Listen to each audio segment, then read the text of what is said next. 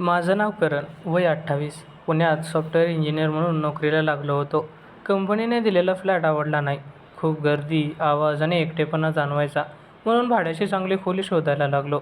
एक शांत गल्लीत जुने पण व्यवस्थित दिसणारे घर सापडले. बाहेर बोर्ड लावलेला होता, स्वतंत्र खोली भाड्याने, कुटुंबाला प्राधान्य. दरवाजा वाजवला.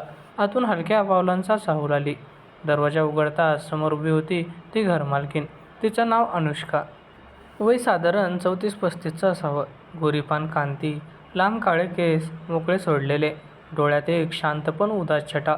साधी पिवळी साडी नेसली होती, हातात साध्या बांगड्या.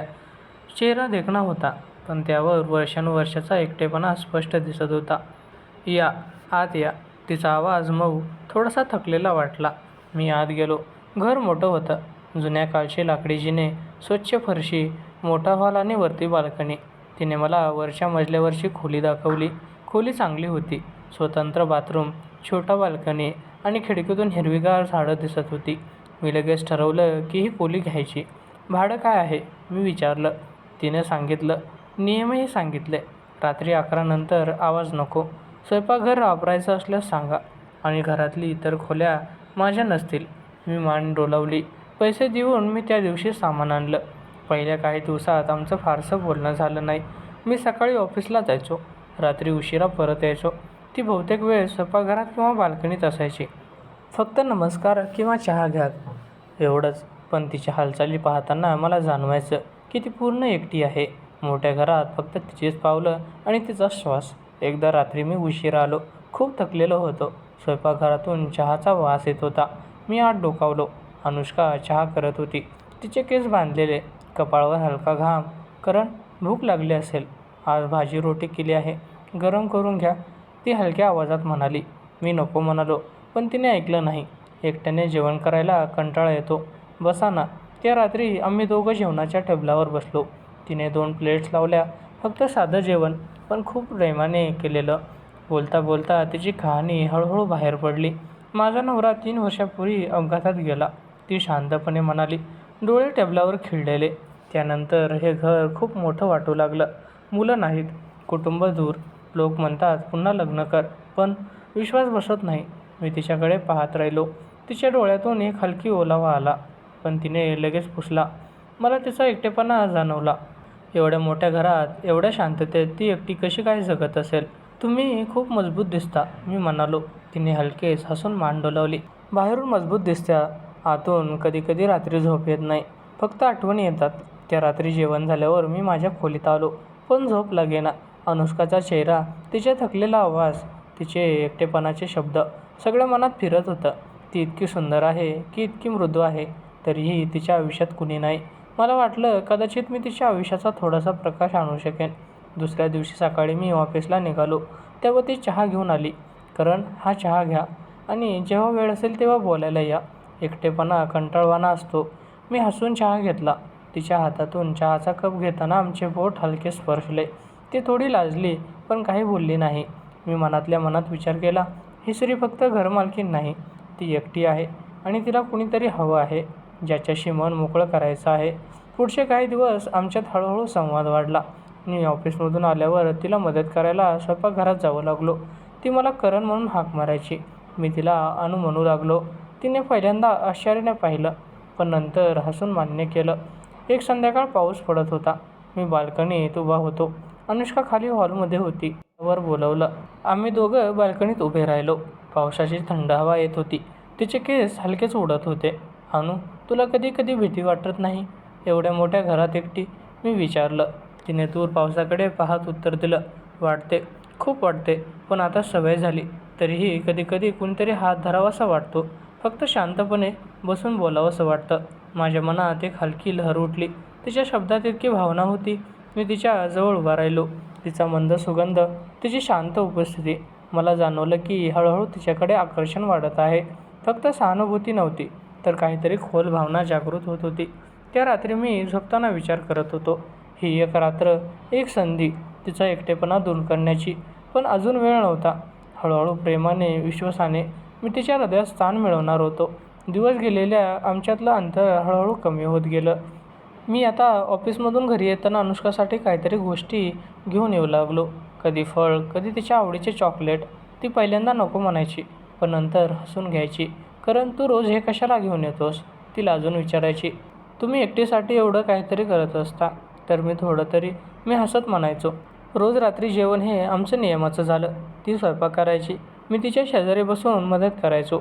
कधी भाजी कापायची, कधी चपाती लाटण्याचा प्रयत्न करायचो. ती मला पाहून हसायची. "अरे, तुझी चपाती तर एखाद्या नकाशासारखी झाली आहे." तिच्या हसण्यात एक वेगळीच मिठास होती. मीही हसत म्हणायचो, "अनु, तुझ्या हातचा स्वादच एवढा चांगला आहे की माझी चपातीही चांगली वाटते." एकदा रात्री जेवता जेवता तिने मला आपल्या आयुष्याबद्दल सांगितलं. मी लग्न झाल्यावर या घरात आले. नवरा खूप व्यस्त होता. आम्ही फारसा वेळ एकत्र घालवायला नाही. मग तो गेला आणि मी इथे एकटी. कधी कधी वाटतं आयुष्य फक्त आठवणीनेच भरलंय. माझ्या मनात तिच्यासाठी कंपॅशन भरून आलं. "अनु, तू खूप एकटी पडली आहेस, पण आता मी आहे ना. बोलायचं असेल तर कधीही बोल, मी ऐकतो." तिने माझ्याकडे पाहिलं. डोळ्यात कृतज्ञता होती. "तू आलास तेव्हा घरात एक वेगळी झोप जाणवू लागली." कारण त्या शब्दांनी माझं हृदय हलकं झालं. मी तिच्या चेहऱ्याकडे पाहत राहिलो. तिचे डोळे, तिचे ओठ, तिची हलकी हसू, सगळं हळूहळू मनात रुंजी घालू लागलं. हे फक्त सहानुभूती नव्हतं, तिच्याकडे आकर्षण वाढत होतं. तिच्या एकटेपणातही ती किती सुंदर दिसते हे मला जाणवू लागलं. शनिवारचा दिवस, ऑफिसला सुट्टी होती. सकाळपासून पाऊस सुरू होता. मी बाल्कनीत उभा होतो. अनुष्का खाली आली आणि मला वर बोलवलं. "कारण इथे पावसाचा आनंद एकट्याने घ्यायचा कंटाळा येतो." आम्ही दोघं बाल्कनीत उभे राहिलो. थंड हवा येत होती. तिचे लांब केस हवेत उडत होते. ती साधी सलवार कमीज घालून होती. ओले गाल, पावसाच्या थेंबामुळे चमकणारी त्वचा. मी तिच्याकडे एकटक पाहत राहिलो. "अनु, तुला पाऊस आवडतो?" मी विचारलं. "हो, पण आता एकटं पाहताना कंटाळा येतो. पूर्वी आम्ही दोघं मिळून पावसात भिजायचो." तिचा आवाज थोडा कापला. मी तिच्या जवळ सरकलो. "आता मी आहे. भिजायचं असेल तर सांग, मी तुझ्यासोबत भिजेन." तिने हसून माझ्याकडे पाहिलं. "तू खूप चांगला आहेस करण, पण मी म्हातारी झाले आहे. तुला काय वाटत असेल?" "अनु, असं काही बोलू नकोस." मी तिचा हात हातात घेतला. तिचे हात थंड होते. मी त्यांना हळूहळू गरम केलं. ती किंचितच थरथरली, पण हात काढून घेतला नाही. "तुझ्या हातातून खूप ऊब मिळते." ती कुजबुजली. त्या क्षणी माझ्या मनात एक वेगळीच भावना जागृत झाली. तिच्या स्पर्शाने शरीरात हलकी लहर उठली. पण मी स्वतःला सावरलं. हे प्रेम हळूहळू वाढू द्यायचं होतं. तिला विश्वास द्यायचा होता. त्या दिवशी आम्ही बराच वेळ बाल्कनीत बसलो. तिने आपली स्वप्नं सांगितली. हिमालयात जायचं होतं, समुद्रकिनारी चालायचं होतं, पण एकटीने कसं? मी माझ्या छोट्या छोट्या गोष्टी सांगितल्या. ऑफिसचे किस्से, माझ्या आवडी, माझे एकटेपणाचे क्षण. ती लक्षपूर्वक ऐकत होती. तिची नजर माझ्यावर जास्त वेळ थांबायची. रात्री जेवण झाल्यावर आम्ही सोफ्यावर बसलो. टीव्ही चालू होता, पण आमचं लक्ष नव्हतं. तिने माझ्या शेजारी बसली. हळूहळू तिचं डोकं माझ्या खांद्यावर टेकलं. "करण, खूप दिवस झाले कोणाच्या खांद्यावर डोकं ठेवून बसून. आज मन मोकळं झालं." ती हलक्या आवाजात म्हणाली. मी तिच्या केसात हात फिरवला. मऊ केस, मंद सुगंध. माझ्या मनात विचारांचं वर्दळ उठलं. ही स्त्री इतकी वर्षे एकटी आहे. तिला प्रेम हवं आहे, स्पर्श हवा आहे, कोणीतरी हवं आहे ज्याच्यावर विश्वास ठेवता येईल. मी तिला जवळ ओढलं. तिची ऊब मला जाणवली. आम्ही बराच वेळ असे शांत बसलो. शब्दांची गरज नव्हती. त्या रात्री माझ्या खोलीत परतल्यावर मी बराच वेळ झोपलो नाही. अनुष्काचा चेहरा, तिचा स्पर्श, तिचे शब्द सगळं मनात घोळत होतं. मला तिच्याबद्दल खोल भावना वाटू लागल्या होत्या. फक्त आकर्षण नव्हतं, तर तिच्या एकटेपणाला दूर करण्याची इच्छा होती. तिला पुन्हा हसवायचं होतं. तिला प्रेम द्यायचं होतं. पुढचे काही दिवस आमची जवळीक अधिक घट्ट झाली. ती मला हसून मिठी मारायची. मी तिच्या गालावर हात फिरवायचो. छोटे छोटे स्पर्श, लांब संवाद आणि मनात वाढणारं आकर्षण, सगळं हळूहळू सुंदरपणे घडत होतं. दिवसेंदिवस अनुष्काची माझी जवळीक अधिक गहन होत चालली होती. तिच्या हसण्यात, तिच्या नजरेत आणि तिच्या स्पर्शात एक वेगळीच गोडवा येऊ लागला होता. मी ऑफिसमधून घरी येताना आता तिला फोन करून विचारायचो, "अनु, आज काय जेवण करणार आहेस?" ती हसून सांगायची आणि मी घरी येताच स्वयंपाकघरात जाऊन तिच्यासोबत उभा राहायचो. एक संध्याकाळ मी लवकर घरी आलो. अनुष्का छतावर कपडे वाळत घालत होती. मी वर गेलो. सूर्यास्त होत होता. आकाशात नारंगी रंग पसरला होता.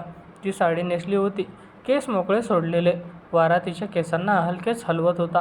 "अनु, इथे किती सुंदर दृश्य आहे," मी म्हणालो. तिने माझ्याकडे वळून पाहिलं. "तू आलास की सगळं दृश्य अजून सुंदर वाटू लागतं करण." मी तिच्या जवळ गेलो. आम्ही दोघं रेलिंगवर टेकून उभे राहिलो. माझा हात हळूहळू तिच्या हाताजवळ सरकला. आमचे बोट एकमेकांना स्पर्शले.